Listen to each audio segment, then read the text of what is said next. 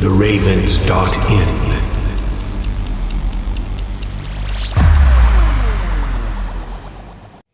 Hey friends, hello. Myself Priya Kaladhar Patel and welcome to theravens.in. आज हम आपको maths 3 के बारे में कुछ इंट्रोड्यूस करना चाहेंगे कि बेसिकली मैथ्स 3 क्या है। मैथ्स 3 में डिफरेंशियल इक्वेशंस को सॉल्व करने की सभी मेथड्स दी गई है।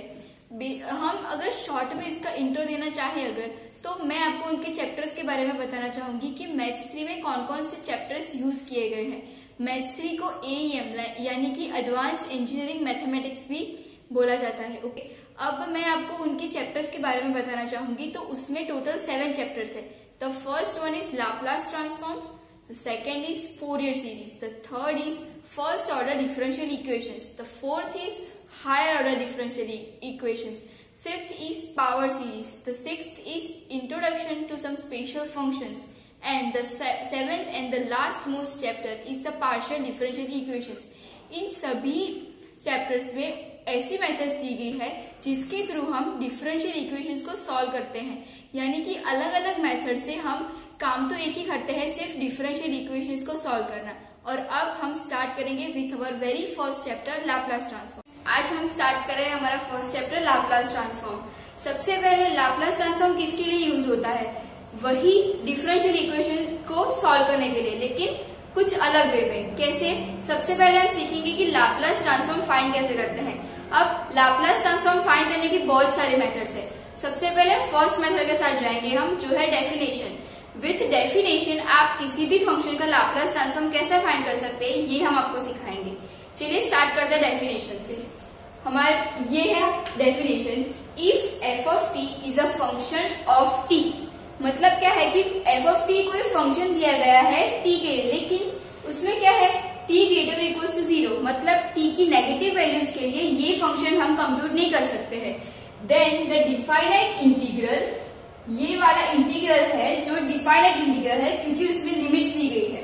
ओके, 0 to इन्फिनिटी लिमिट में e raised to minus st ft dt, अगर ये इंटीग्रल एग्जिस्ट होता है, यहाँ पे लिखा है इफ इट एग्जिस्ट, मतलब t की पॉजिटिव वैल्यूज या फिर 0 के लिए अगर वो एग्जिस्ट होता है, then it is called the Laplace transform of the function f of t and it is denoted by Laplace of f of t। मतलब कोई फंक्शन f of t हमें दिया गया है और हमें बोला है कि उसका Laplace transform by definition find करो। तो हमें क्या करना है, सिंपल ये इंटीग्रल की वैल्यू फाइंड करनी है और ये इंटीग्रल की वैल्यू हमारा आंसर होगा, जो होगा फंक्शन एफ ऑफ टी का Laplace transform. Okay, so Laplace of F of T 0 to infinity e raised to minus st ft dt, और इसका आंसर है हमारा Laplace transform where s belongs to r और c। क्यों ये s की values दी गई हमें? क्योंकि इसका जो फाइनल आंसर आएगा ना, वो हमारा फंक्शन ऑफ पैरामीटर s होगा। उसमें t की कोई टर्म्स नहीं होगी, क्योंकि यहाँ पे हम अगर लिमिट्स रखते हैं तो ये t की लिमिट्स है, तो t वाली कोई वैल्यू नहीं आएगी और यहाँ पे s है, इसलिए ये जो आंसर होगा हमारा उसमें s वाली टर्म्स होगी। इसीलिए the integral is a function of parameter s and is denoted by capital F of S। मतलब हमारा जो आंसर है वो S का फंक्शन होगा। Capital F of S equals to Laplace of F of t e 0 to infinity e raised to minus st ft dt। अब हमने definition देख ली, अब उसकी एक एप्लीकेशन देखते हैं, मतलब उसके एग्जाम्पल देखते हैं। किसी भी फंक्शन का लाप्लास ट्रांसफॉर्म कैसे फाइंड करना है विथ डेफिनेशन, वो देखते हैं। चलिए स्टार्ट करते हैं। हमारा ये सम क्या दिया गया प्रॉब्लम कि find the Laplace transform of this function. अब ये फंक्शन क्या दिया गया है, सबसे पहले डेफिनेशन से अगर किसी भी सम को सॉल्व करना है तो उसकी फर्स्ट रिक्वायरमेंट ये है कि उसका इंटरवल 0 to इन्फिनिटी होना चाहिए, क्योंकि हमारी डेफिनेशन में जो डिफाइनाइट इंटीग्रल दिया गया है उसमें हमारा इंटरवल 0 to इन्फिनिटी है। यहाँ पे क्या है, 0 to पाई और पाई से ग्रेटर देन, मतलब पाई से इन्फिनिटी, मतलब हो गया पूरा 0 to इन्फिनिटी। तो अब हम इसे डेफिनेशन से सॉल्व कर सकते हैं। अब क्या दिया गया है कि 0 to पाई में इसका 0 है और पाई से ग्रेटर देन मतलब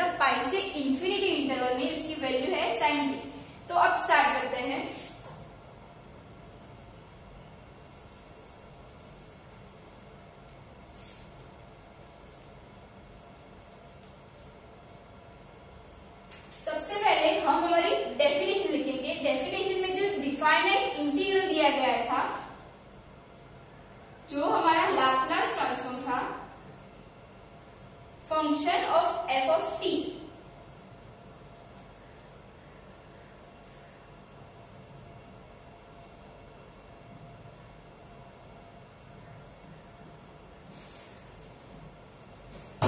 अब यहाँ पे क्या है, 0 to इंफिनिटी इंटरवल के लिए एफ टी हमें फाइंड करना है, पर यहाँ पे ये इंटरवल दो सब इंटरवल में डिवाइड किया है, तो यहाँ पे भी हमें डिवाइड करना पड़ेगा। मतलब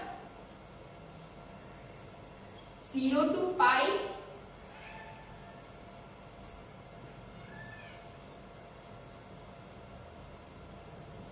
और पाई टू इंफिनिटी।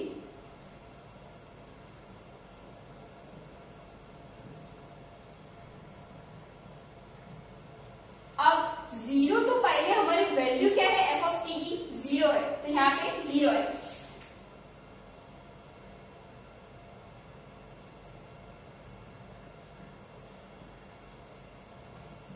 और यहाँ पे साइन टी है पाई टू इंफिनिटी।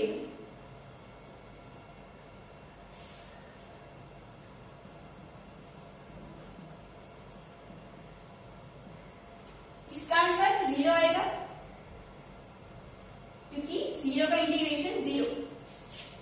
इसके लिए हमें फॉर्मूला यूज होगा। पहले इसका सिंप्लीफिकेशन देखते हैं, फिर मैं आपको डिस्क्राइब करूंगी कि ये कैसे है।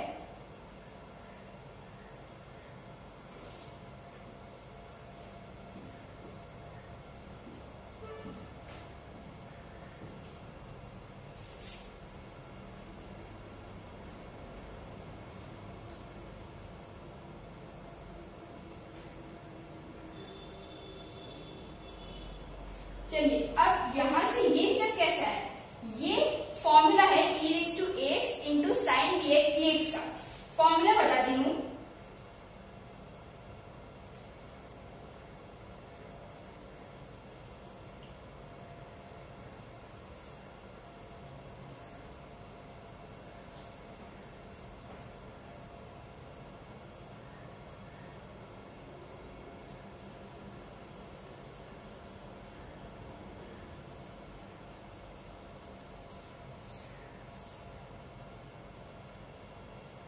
ये है हमारा फॉर्मूला। यहाँ पे a क्या है, माइनस एस है, और b क्या है, 1 है। सो यहाँ पे क्या आएगा, e raise to minus S T, because यहाँ पे हम dx के लिए कर रहे हैं और यहाँ पे dt के लिए कर रहे हैं। सो हम x को t से रिप्लेस करेंगे। ओके, तो e raise to minus S T, a square मतलब s स्क्वायर, b स्क्वायर मतलब 1, a मतलब minus S sine T, and b1 था इसलिए माइनस कॉस टी। अब ये क्लियर हो गया। अब यहाँ की इंटरवल की वैल्यूज डालते हैं।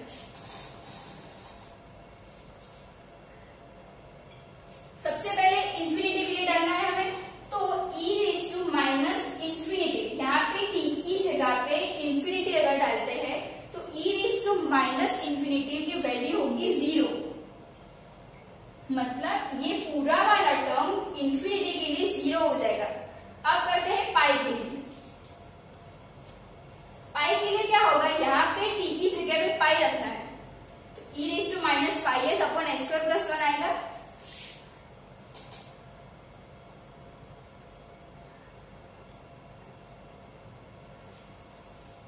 अब यहाँ पे पाई रखना है t की जगह पे, माइनस एस साइन पाई, लेकिन साइन पाई की वैल्यू 0 है, तो फर्स्ट वाला टर्म हमारा 0 हो जाएगा। कॉस पाई माइनस 1,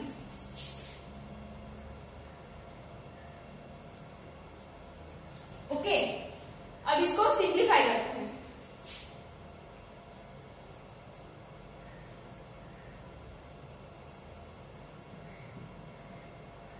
ये क्या होगा, माइनस माइनस प्लस 1, मतलब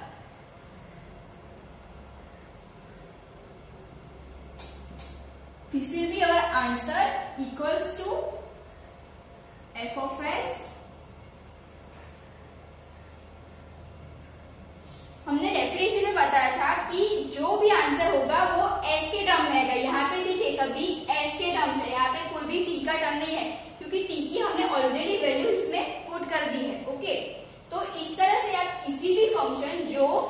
इंटरवल 0 to इंफिनिटी में डिफाइंड है उसका लैप्लास ट्रांसफॉर्म बाय डेफिनेशन हम फाइंड कर सकते हैं। ओके, तो ये था सम लैप्लास ट्रांसफॉर्म फाइंड करने का बाय डेफिनेशन। अब मैं आपको एक प्रैक्टिस के लिए सम देती हूँ।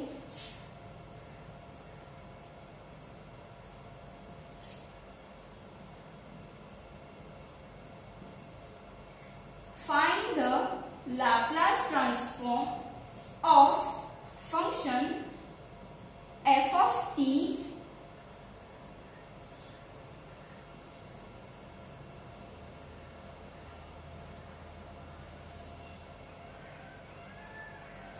क्या दिया गया यहाँ पे कि 0 to 3 में उसकी वैल्यू 0 है और t से ग्रेटर देन हो, अगर 3 से ग्रेटर देन है मतलब 3 to इंफिनिटी तो उसकी वैल्यू 4 है।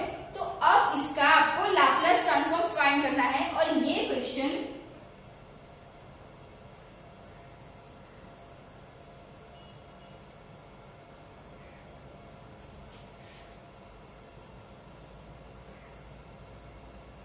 जीटीयू की एग्जाम जनवरी 2015 में आ गया।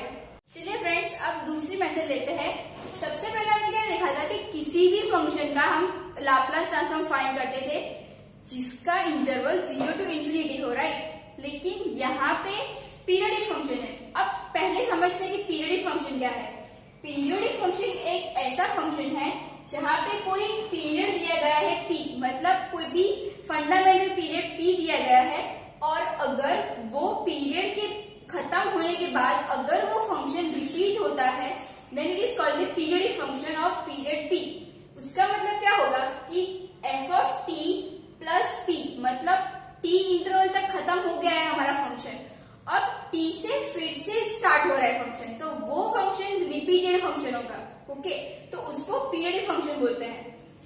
सिमिलरली फॉर n टाइम्स, हम कितने भी टाइम्स अगर पीरियड को बढ़ाते जाए तो वो फंक्शन रिपीट ही होता जाएगा, तो उसको पीरियोडिक फंक्शन बोलते हैं। So in general f of t plus np equals to f of t, उसकी वैल्यू वही रहेगी किसी भी पीरियड के लिए चले जाओ। Okay, for all values of t। Okay, अब हम पीरियोडिक फंक्शन का लैप्लास कैसे फाइंड करते हैं वो हम सीखते हैं। सबसे पहले थियरम है, थियरम 1 की पीरियोडिक फंक्शन का लैप्लास ट्रांसफॉर्म कैसे फाइंड करना है।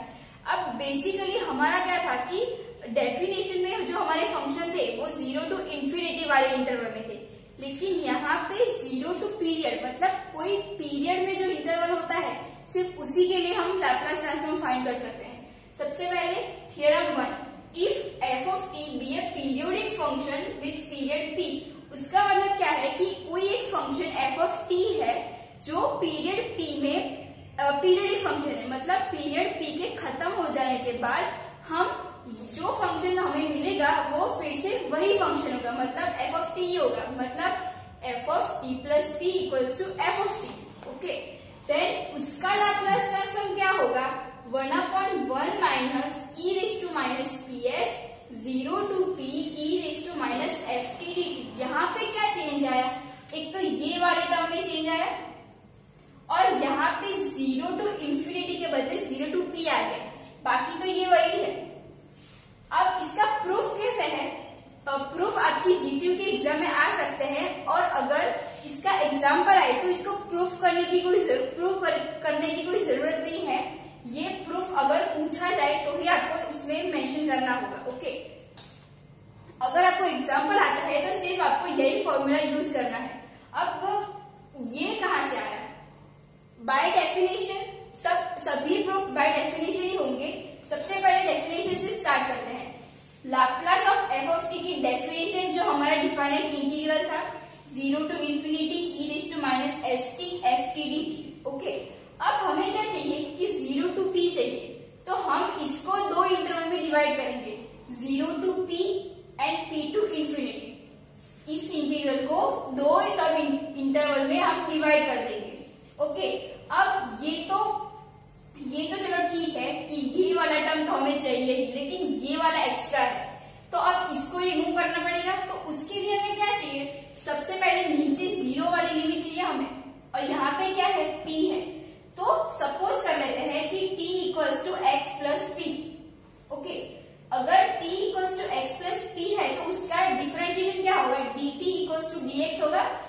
ये वाला पीरियड है जो कांस्टेंट होता है तो उसका 0 होगा। ओके, अगर t इक्वल्स टू p है यहाँ पे, तो यहाँ पे t इक्वल्स टू अगर p रखते हैं तो x इक्वल्स टू 0 मिलेगा, और t इक्वल्स टू इंफिनिटी रखते हैं तो x इक्वल्स टू इंफिनिटी होगा। मतलब हमने क्या किया, सब्स्टिट्यूशन का यूज किया। सब्स्टिट्यूशन का यूज कैसे करते हैं, यहाँ पे वेरिएबल्स भी चेंज हो गए और यहाँ की लिमिट भी चेंज होगी। ओके, यहाँ पे वेरिएबल्स चेंज हो गए और यहाँ पे लिमिट चेंज हो गई। अब क्या है नेक्स्ट, यहाँ पे पहुंच जाते, ये वाला टर्म तो यही है 0 to p e raised to minus st ft dt। यहाँ पे क्या करना है, t की जगह पे x plus p रखना है, e raised to minus s into x plus p, f of x plus p और dx dt की जगह पे dx, जो यहाँ हमने प्रूव किया। ओके, अब यहाँ पे क्या है, ये वाला टर्म तो ऐसे का ऐसे ही रहेगा। यहाँ पे e raised to minus sx e raised to minus st।